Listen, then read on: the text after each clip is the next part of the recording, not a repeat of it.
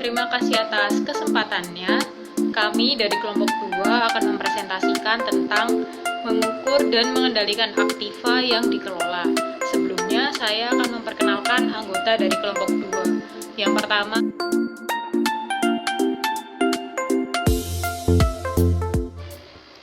terima kasih atas kesempatannya. Saya Erina Ramadaya dengan NIM 009 akan menjelaskan tentang struktur analisis.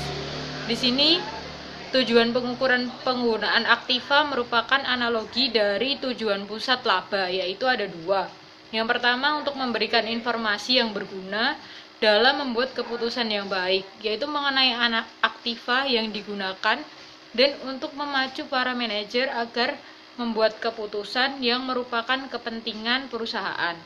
Yang kedua, untuk mengukur kinerja unit usaha sebagai suatu entitas ekonomi, yaitu tingkat pengembalian atas investasi atau ROI adalah suatu rasio perbandingan, di mana pembilangnya itu adalah laba yang nantinya dilaporkan pada laporan keuangan.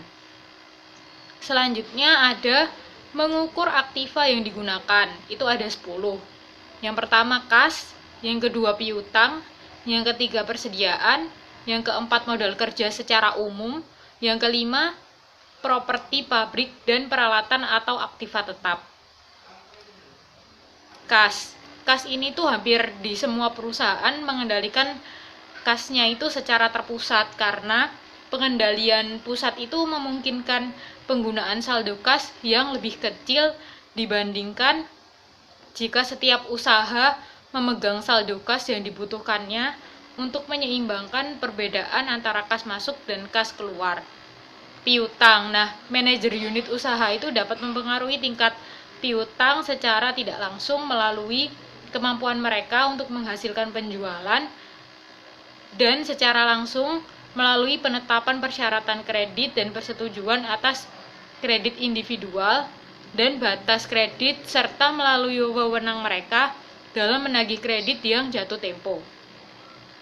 Persediaan. Nah, persediaan ini tuh biasanya diperlukan sama seperti piutang, yaitu dicatat pada jumlah akhir periode, meskipun rata-rata antar periodenya itu lebih baik secara konsep. Metode yang digunakan ini adalah FIFO, average, atau LIFO. Modal kerja secara umum. Modal kerja ini tuh sangat bervariasi. Pada satu sisi, perusahaan memasukkan seluruh aktivanya ke dalam dasar investasi dengan tidak mengeliminasi kewajiban lancar. Modal kerja sendiri adalah aktiva lancar dikurangi dengan kewajiban lancar. Metode tersebut itu adalah beralasan dari sudut pandang motivasional jika unit-unit usahanya tidak dapat mempengaruhi utang atau kewajiban lancar lainnya. Selanjutnya ada properti, pabrik, dan peralatan atau aktiva tetap. Di dalam akuntansi keuangan, aktiva tetap itu awalnya dicatat pada biaya perolehan, dan biaya ini itu dihapuskan sepanjang umur ekonomis aktiva melalui penyusutan. Jadi hampir semua perusahaan itu menggunakan pendekatan yang sama dalam mengukur profitabilitas atas dasar aktiva dari unit usaha. Selanjutnya akan dilanjutkan oleh rekan saya. Baik, sebelumnya terima kasih atas kesempatannya. Perkenalkan, nama saya Bella Karisma dengan NIM 2018-310014. Di sini saya akan melanjutkan penjelasan dari rekan saya mengenai mengukur aktiva yang digunakan.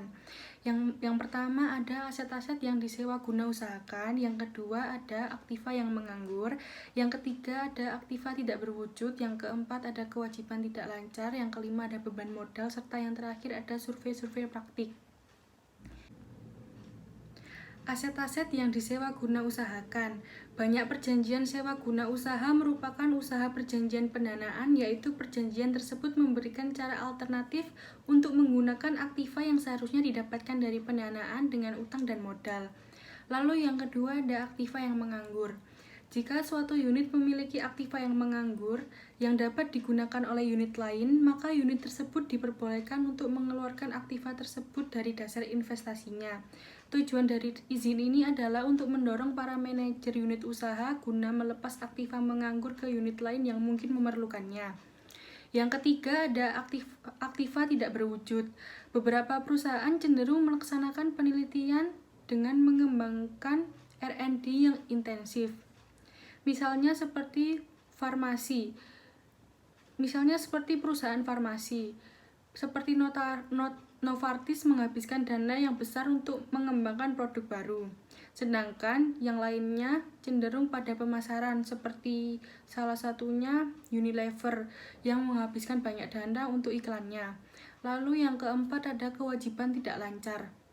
Kadang-kadang suatu unit usaha menerima modal permanennya dari kumpulan dana korporat.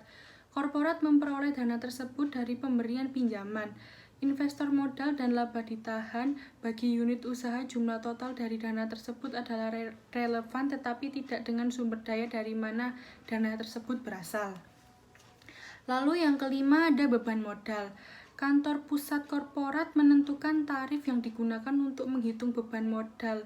Tarif tersebut seharusnya lebih tinggi daripada tarif korporat untuk pendanaan dengan utang karena dana yang terlibat merupakan campuran antara utang dan modal berbiaya lebih tinggi.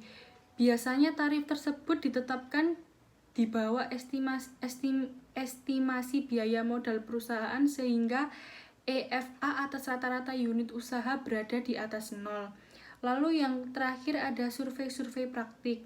Kebanyakan perusahaan memasukkan unsur aktiva tetap ke dalam dasar investasi pada nilai buku bersih. Perusahaan-perusahaan tersebut melakukannya karena ini merupakan jumlah dengan mana aktiva tersebut dicatat dalam laporan keuangan, dan oleh karenanya sesuai dengan laporan keuangan tersebut mencerminkan jumlah modal yang digunakan dalam divisi tersebut. Pengukuran kinerja dengan menggunakan ROI dan EVA digunakan dalam mengukur kinerja pusat investasi. Maka laba pusat investasi dibagi dengan investasi akan mendapatkan tingkat pengembalian investasi. Lalu selanjutnya ada analisis permasalahan dalam penggunaan sistem pada bagian-bagian berikut. Yang pertama ada akuisisi peralatan baru, yang kedua nilai kotor buku, yang ketiga disposisi aktiva, yang keempat penyusutan anuitas, yang kelima metode penilaian yang lain.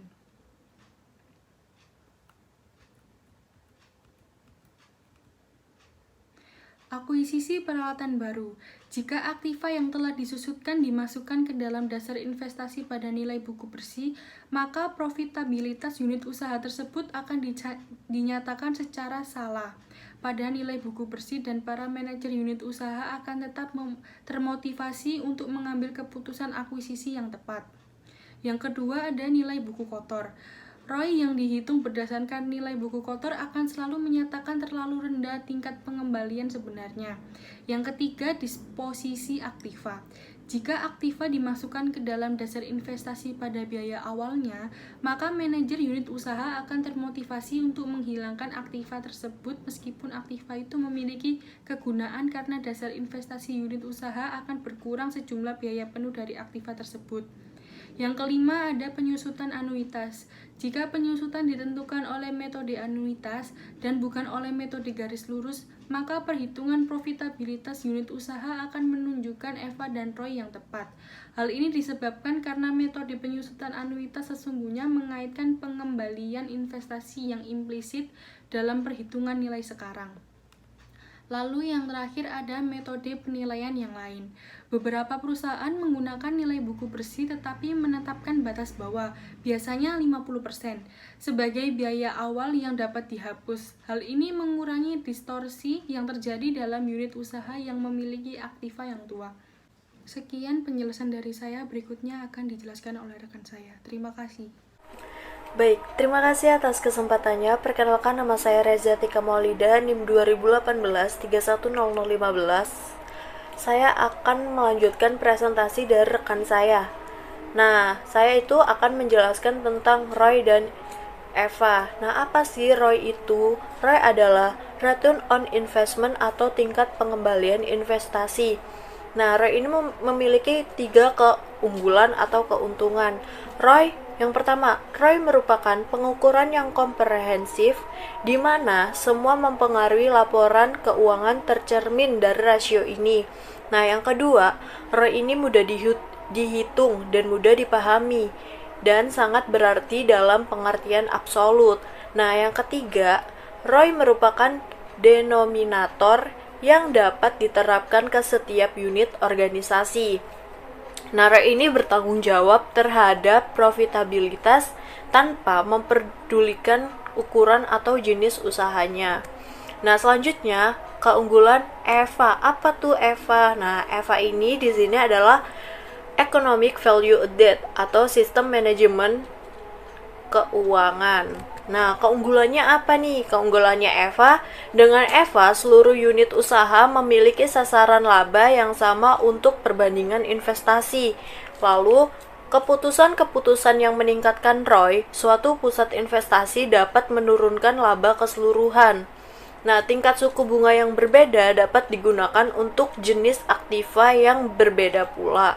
Nah, EVA ini berlawanan dengan ROI, memiliki korelasi positif yang lebih kuat terhadap perubahan-perubahan dalam nilai pasar perusahaan. Seperti itu.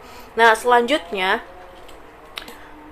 cara lain untuk menyatakan persamaannya yaitu EVA sama dengan modal yang digunakan dikali dalam kurung ROI dikurangi biaya modalnya, seperti itu. Baik, selanjutnya akan dipresentasikan oleh rekan saya. Sekian dari saya, terima kasih.